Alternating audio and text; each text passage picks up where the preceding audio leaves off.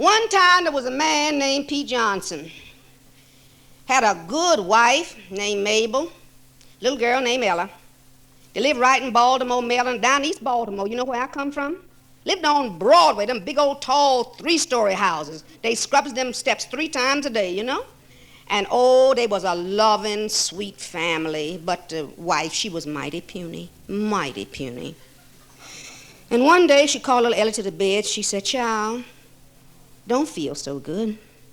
Don't know how much longer I'm going to be with you. But child, if Mama happens to go before you do, I want you to remember what I'm going to tell you. I want you to always mind your pappy." "Yes, Mama." "And you go to school and learn them books." "I will, Mama." "Mind your elders." "Mama, I will, Mama. Don't talk like that." 'Twa'n't long. She passed away in her sleep real peaceful like and went on to heaven. They had the funeral, child, in the biggest Baptist church in East Baltimore. Ooh, it was so crowded. Folks everywhere.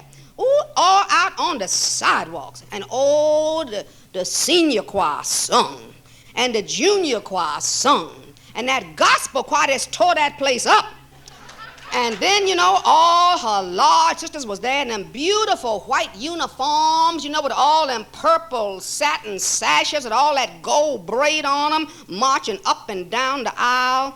And on the front row was little Ellie with her pa. Oh, a pretty little black thing she was, skin like black velvet, a nice, great big old fat bush, cute as she could be, you know.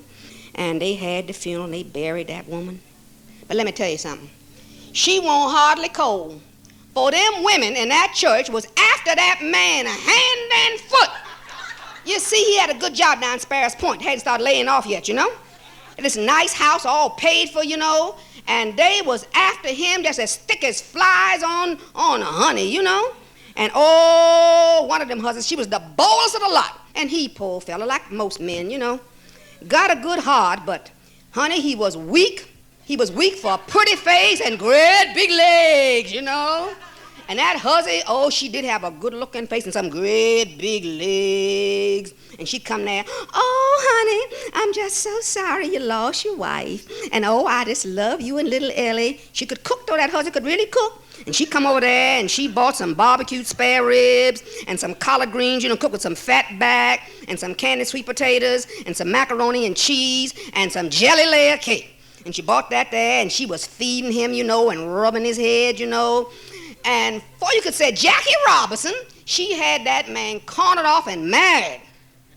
Honey, let me tell you, you ain't never seen nobody change so fast in your life.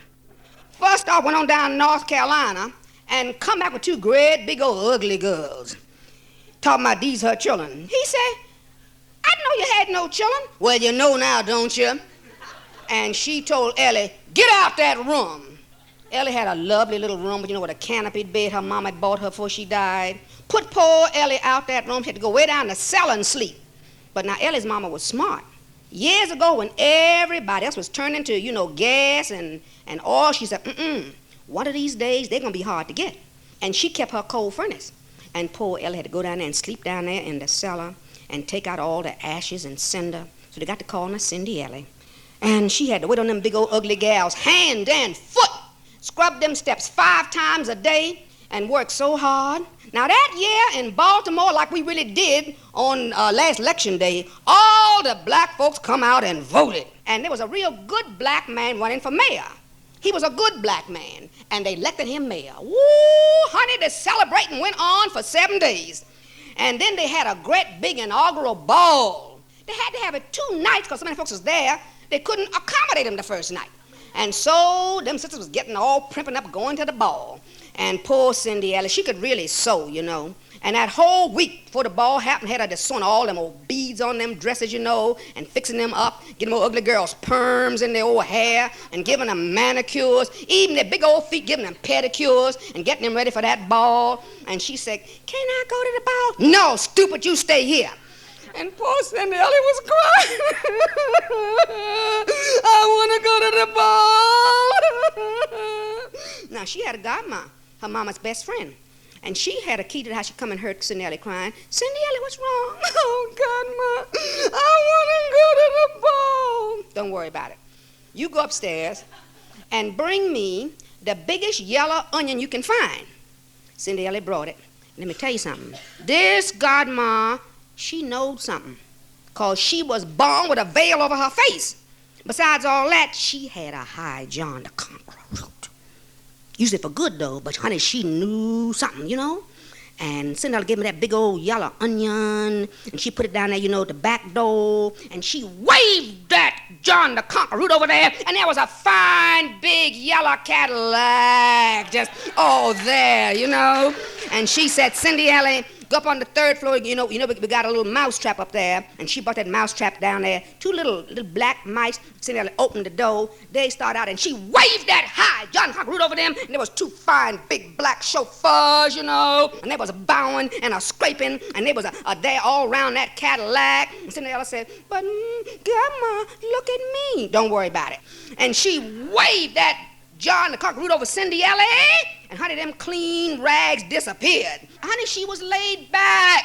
She had on these fine African laces, a pink lace dress, and her hair was all up there in a queen's knot, and all this Nigerian gold, you know, with braces all up to her elbow, and all these gold beads around her neck, and these beautiful little gold shoes all trimmed with jewels. And God, my son, look, go to the ball. Be back before 12. You're going to be in trouble. I'll be back, Godma. Went to the ball, and somebody told the mayor's son, he was there home from college, you know, for this big inaugural ball. There's a princess outside. Madam, can I take you in? I don't mind if you do. And she was at the head table with him, you know, eating all that fine food. She was real friendly, she was, talking to everybody, even them two step-sisters. Didn't know who she was, you know, and she was dancing and having a good time, and the clock struck. Bong, bong, 11:15. Bong, bong, 1/2 past. Bong, bong, bong, bong. Oh, she said, I must go. He ran behind her, the mayor's son, but she got in that Cadillac, and they drove on off. She got home, and she heard them coming. Open the door, stupid, open the door. She came and said, oh, you all back, sisters? Yeah. Did you have a good time? Yeah.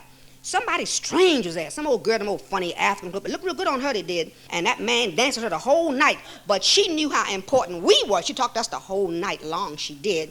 And invited us back tomorrow night for 2 nights. Oh, stepsisters, can't I get one of your old dresses and go to the ball? No, stupid, you stay here. And the next night came, and the godma came back and said, Cindy, I want to go to the ball. Yes, godma.